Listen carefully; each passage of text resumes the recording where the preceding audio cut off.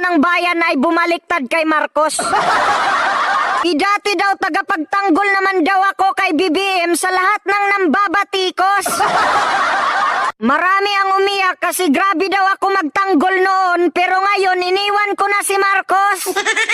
Nangihinayang sila sa akin kasi ang galing ko daw magtula at sumagot. Lahat daw ng tinitira ko ay tumino at natatakot.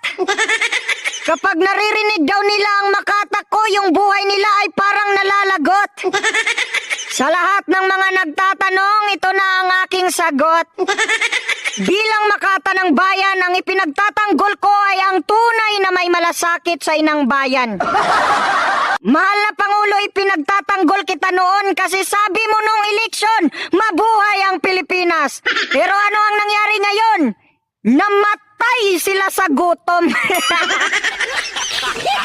Namatay sila sa gutom. Sinasabi mo sabay-sabay tayong babangon. Ano ang nangyari ngayon? Gumagapang sa gutom, hindi na makabangon. Tapos yung mga tauhan ni BBM panay sira kay Duterte. Yung bigas nga hindi may balik sa porte. BBM, nangangarap ka ng unity, tapos i-demolish mo ang lahat ng supporters ni Duterte. Gusto mo ng pagkakaisa pero sa kaliwa ka kumampi. Tapos sa mga grupo ni Duterte, hindi ka man lang naglagay ng kabinete. Yung mga tauhan mo na sumisira sa'yo, hindi mo kayang kontrahin. Sinasabi na ni Duterte na hindi kami nagsasalita para ikaw ay pabagsakin. Kundi binibigyan ka lang namin ng patnubay para ang ginagawa mo ay iyong ayusin. Kung masakit sa inyo na banata ng Pangulo, mas masakit sa amin. Kasi kami ang grabe magtanggol at manalangin. Mga loyalis, wag nyo kaming gawing sinungaling. Matuto kayong umamin na dahil sa pagkonsinti ninyo si BBM ay malapit na mahulog sa bangin.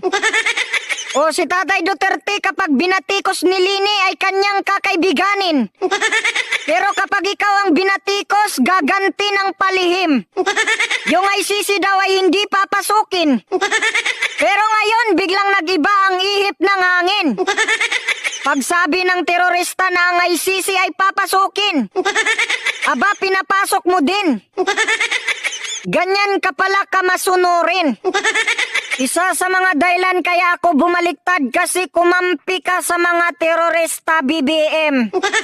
Sa bayang demokrasya ang kapangyarihan ay nasa amin. Kaya BBM, yung taong bayan ang dapat mong tanungin. Bakit? Alam ba ng ICC kung gaano kaganda ang naidulot ng war on drugs sa atin? Noong panahon ng war on drugs, ang pinapatay ay mga adik. Pero ngayon, mga inosente na ang pinapatay ng mga adik. Tapos sa administrasyon mo, maraming pulis ang durugista na gumagawa ng krimen. Disiplinado kasi ang mga tao sa panahon ni Duterte. Pero ngayon, lantaran na, pati pagsisinghot, binablog na ng mga piste. Tinatanong kasi si BBM kung sa mga durugista, ano ang kanyang masasabi? Tapos ang sagot niya, sige, tuloy nyo lang ang ginagawa nyo, ano ka, sa adik ka naman kumampi? Saka ikaw, BBM, huwag kang mapikon kay Duterte kasi hindi naman sinabi ni Tatay Duterte na nagpulboron ka. Ang sabi niya, bangag ka. Ang ibig sabihin ng bangag, ito ay ekspresyon ng mga Bisaya para sa mga taong palpak ang pag-iisip. Kasi nakikita niya sa'yo na ang sinasabi mo ngayon, bukas kinalimutan na. At isa pa, BBM, kaya kita iniwan kasi yung mga vlogger mo grabe manira. Sabi ko naman sa'yo, BBM, pitikin mo yung bunganga ng mga vlogger mo. Pero hindi mo kayang pitikin. Na pag ako ang nagalit, kumus-kumusin ko ang bunganga nila. Alam mo yung kumus-kumusin? Ganyan, no? Ganyan! Mga may alala mo ang mga taong umiiyak para lang maipanalo ka. Huwag mo kalimutan, BBM, ang suporta at pagmamahal namin sa iyo nung eleksyon. Huwag mo kami kalimutan at para maalala mo uli kami, kakantahan ka namin ng Through the Years. I can't remember when you weren't there, when I didn't care for anyone but you. I swear we've been through everything there is. Can't imagine anything we've missed.